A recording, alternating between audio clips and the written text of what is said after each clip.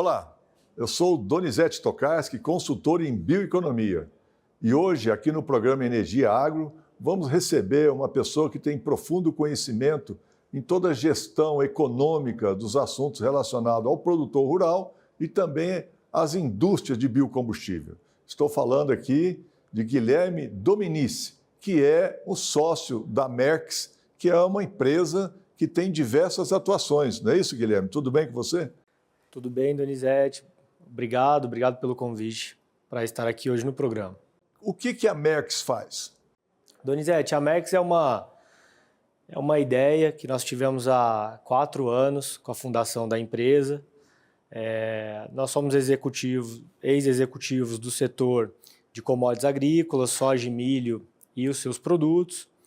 E nós percebemos que havia um desencontro de informações muito grande entre os entes financeiros, entre o campo e entre as indústrias deste setor. E que isso passava muito pela qualidade da informação e dos dados.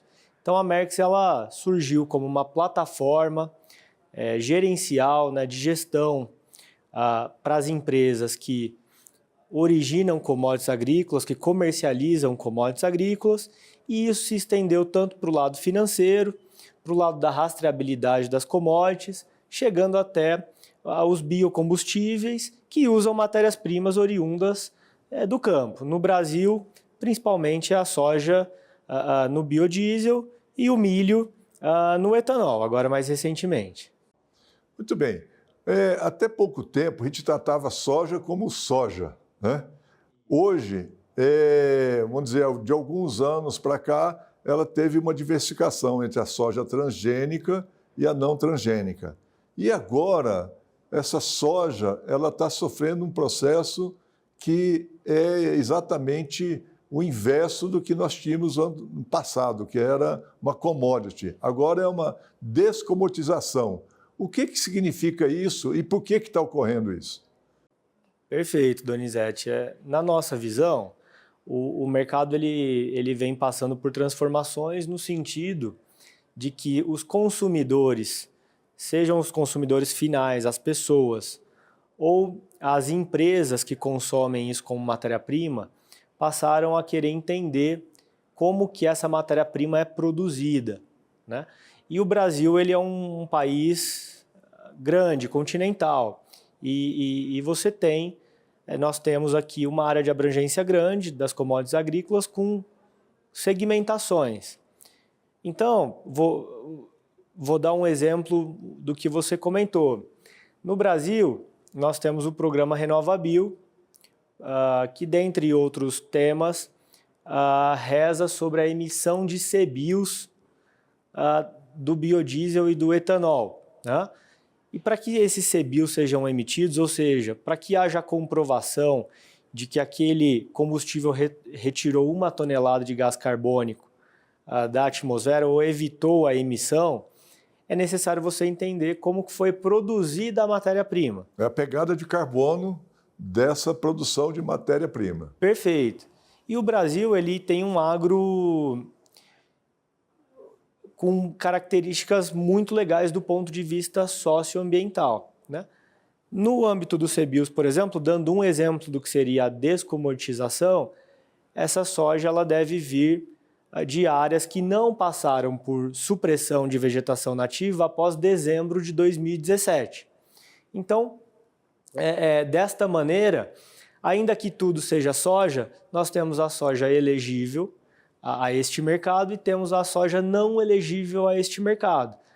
Ambos produtos viram biodiesel, mas um deles, o biodiesel pode emitir os certificados de carbono, que são os CBIOs, e outros não.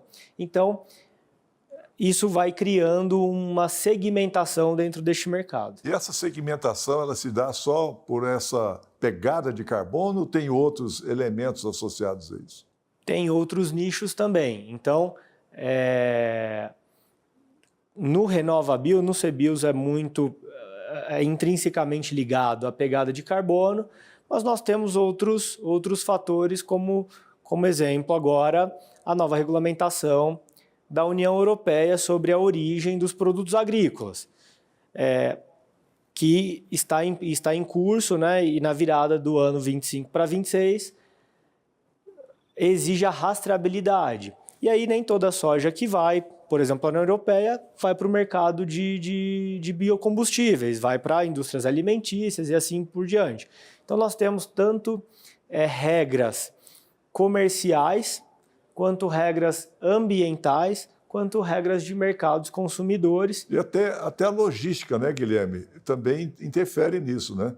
Se uma produção está muito distante de uma unidade industrial, então isso também vai contabilizar nessa pegada de carbono também, né? Perfeito. Toda a cadeia, desde o momento pré-plantio, em que você trabalha o solo, até as etapas de plantio, tratos culturais e colheita, até a armazenagem, o transporte, até chegar ao destino. Então, toda essa cadeia ela tem que ser metrificada dentro desses programas de rastreabilidade e de mercados consumidores. Guilherme, o que nós exemplificamos aqui para a soja vai valer para o milho também, que vira etanol, não é verdade? Que é o mesmo produto e ele tem diferentes valores em função da sua localização de produção, do seu sistema produtivo, da distância para a unidade industrial. Vou fazer uma pergunta para você aqui. Quanto, em média, da soja para a produção de biodiesel que é elegível para a emissão de CBIOS? Donizete, atualmente, 70% do biodiesel é produzido a partir de óleo de soja. É a principal fonte dos óleos vegetais, é a soja, ok? Dentro disso, a gente estima que menos de 20% deste montante é convertido em CBIOS. Isso significa que apenas 20% é elegível? Não. A gente acredita que o Brasil e o programa RenovaBio, por exemplo, ele tem capacidade de chegar a 100% de elegibilidade. No nosso entendimento, o que está em desacordo não são as áreas. O produtor brasileiro ele é muito consciente, tem uma produção ambientalmente favorável, porém o que faltam são os dados ao longo da cadeia para que essas informações desde lá da fazenda cheguem até os produtores de biocombustível. E esse quadro de sustentabilidade que você está falando aí é firmado muito pelo próprio governo federal, pela própria Embrapa, vamos chamar assim também, que diz que o processo de produção da grande maioria da soja brasileira é uma produção com alto índice de sustentabilidade. E por que se tem esse alto índice de sustentabilidade reconhecido pelo governo, tem tão baixa elegibilidade para os CBIOS?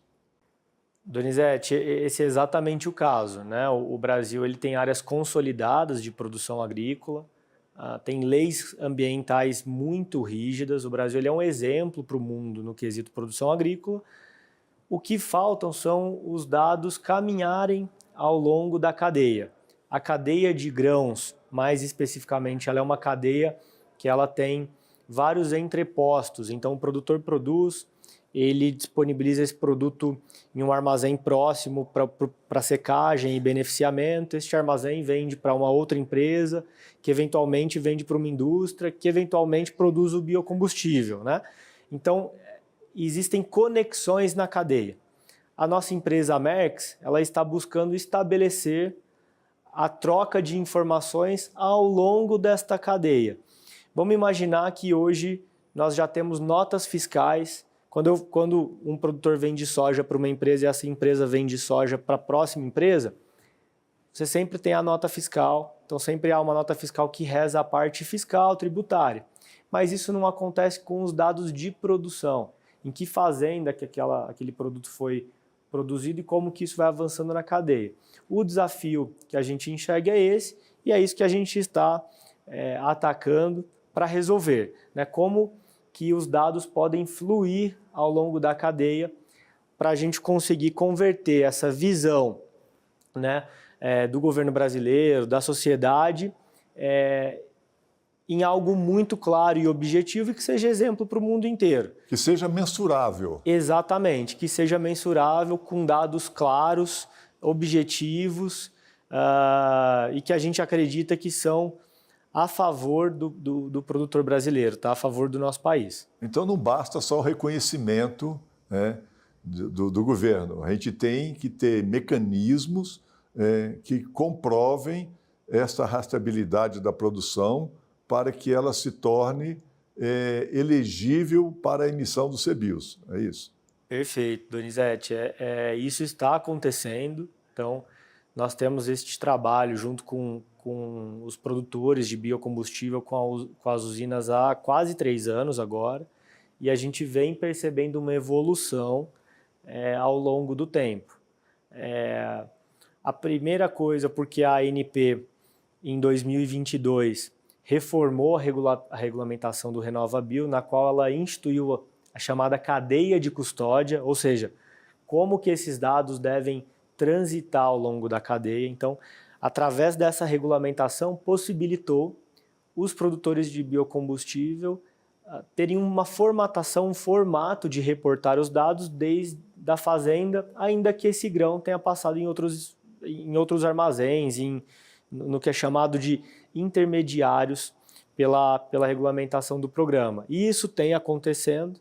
Nós temos bons casos de sucesso de empresas que não estabeleciam fração elegível e hoje estabelecem até 80%, 90% de fração elegível.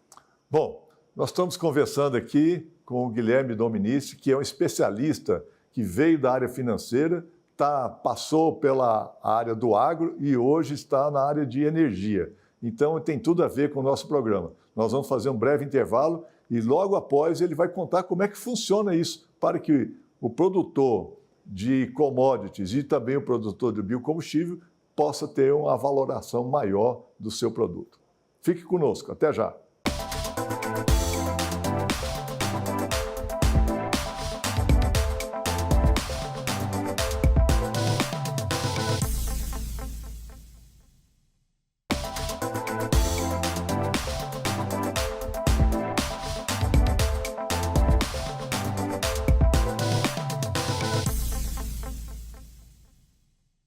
Hoje aqui no programa Energia Agro, estamos conversando aqui com o Guilherme Dominici, que é um especialista nas questões ligadas ao desenvolvimento da agricultura de uma forma que valorize mais o produto, tanto para o agricultor quanto para o produtor de biocombustíveis. Guilherme, o que o industrial de biocombustível precisa fazer para que ele possa aumentar essa elegibilidade do seu produto, da matéria-prima, principalmente da soja e do milho? Perfeito, Donizete. A primeira coisa é entender que esse negócio é feito de uma cadeia de valor, né? Então, a indústria de biocombustível ela pode ser uma indústria totalmente verticalizada, ou seja, ela compra a soja do produtor e esmaga, faz farelo, faz óleo e faz o biodiesel, ou ela pode ser uma indústria que ela apenas compra óleo e entrega o biodiesel do outro lado.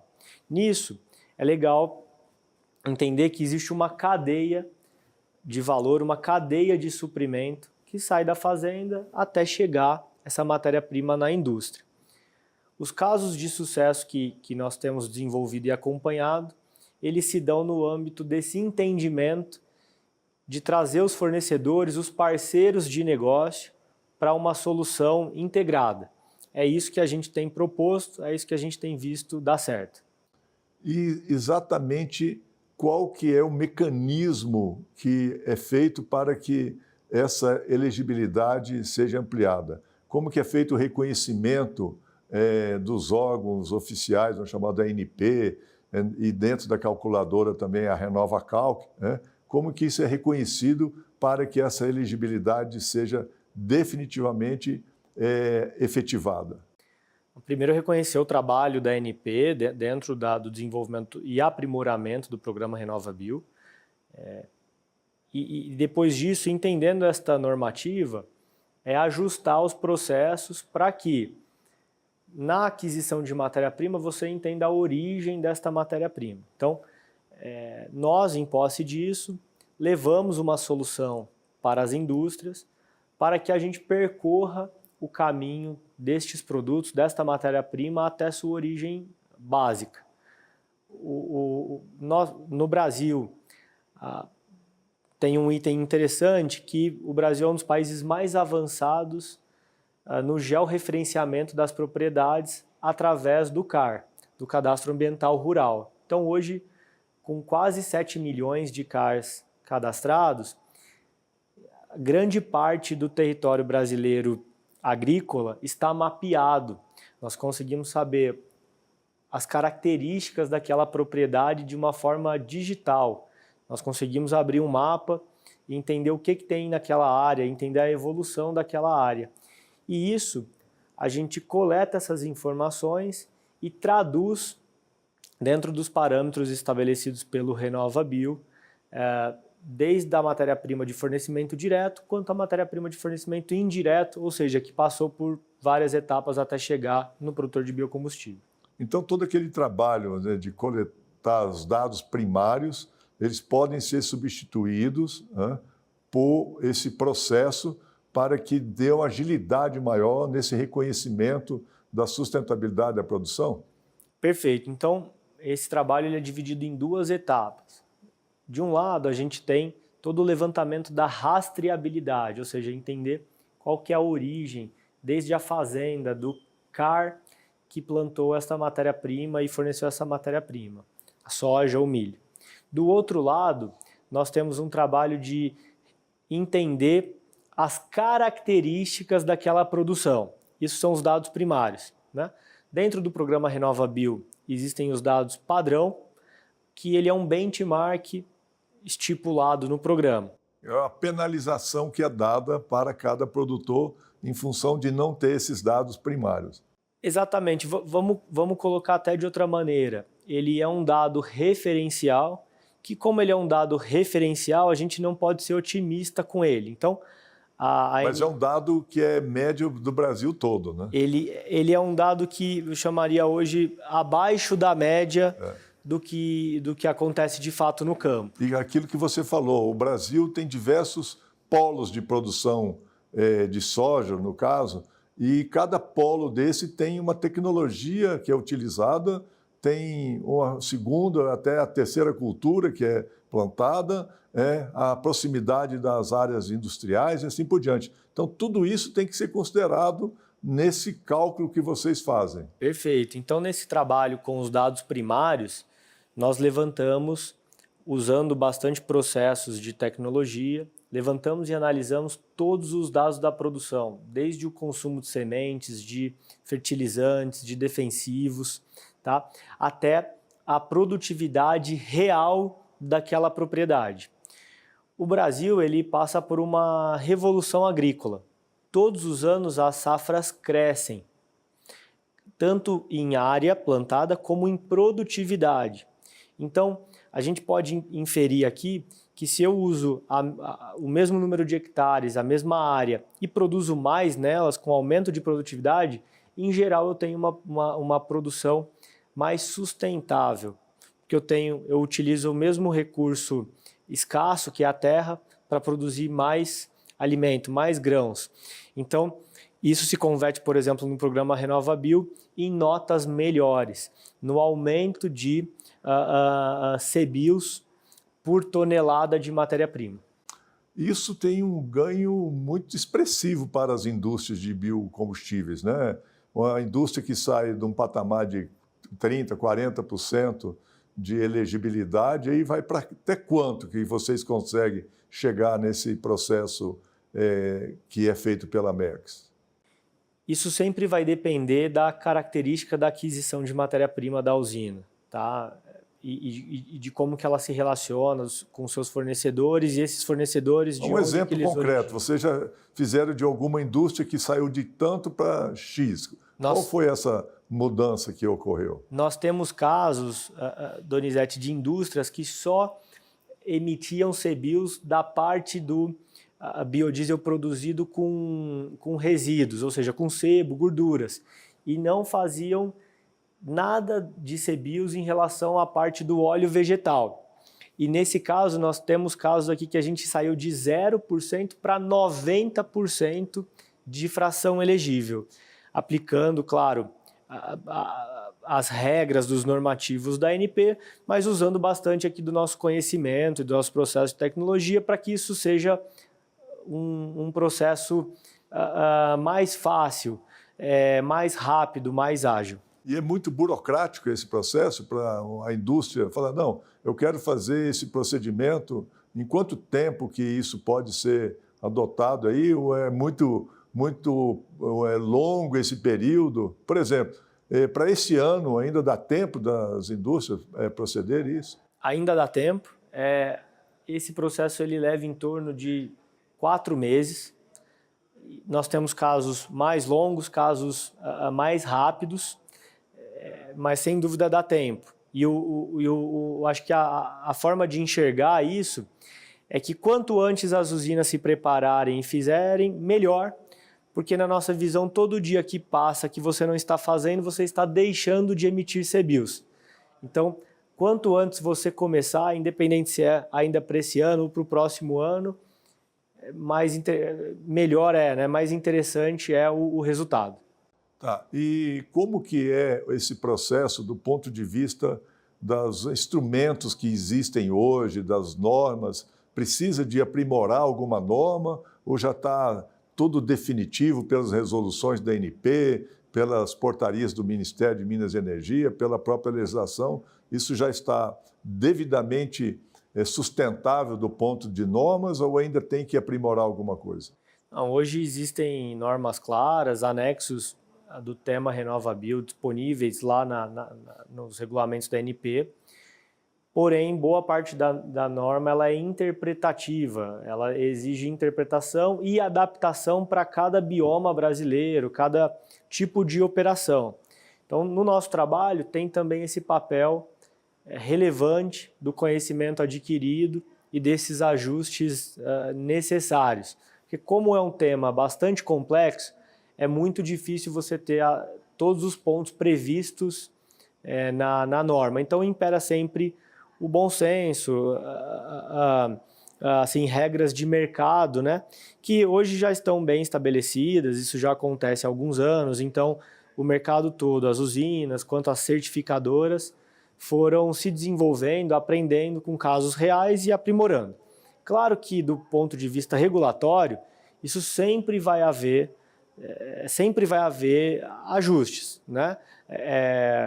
Até porque o mercado agrícola ele muda, a forma da produção muda, a forma das interações das empresas mudam, a forma da tecnologia, dos dados, como o exemplo aqui que eu citei, o CAR no Brasil, isso vai passando por ajustes. Então é interessante que sempre a norma seja revisitada e ajustada. Tem um ponto importante atualmente que está sob a ótica da ANP, por exemplo, que é em vista da LGPD. Tudo que nós falamos aqui... Leis Gerais de Proteção de Dados. Perfeito. Tudo que nós falamos aqui exige o trânsito de dados de várias partes para outras, né? Então, uma preocupação muito grande é em torno da LGPD e do compartilhamento dessas informações. Nós entendemos que essa troca de informações ela não infringe nenhuma lei, né, nenhuma regra da LGPD, porque ela tem um objetivo específico que é bem controlado. Mas nós entendemos que se houvesse mecanismos padrões de troca de informação, de uma forma que essas informações poderiam ser anonimizadas ao longo do processo, com agentes custodiantes, por exemplo, isso iria aumentar muito a dinâmica e melhorar muito a dinâmica desses processos. Muito bem.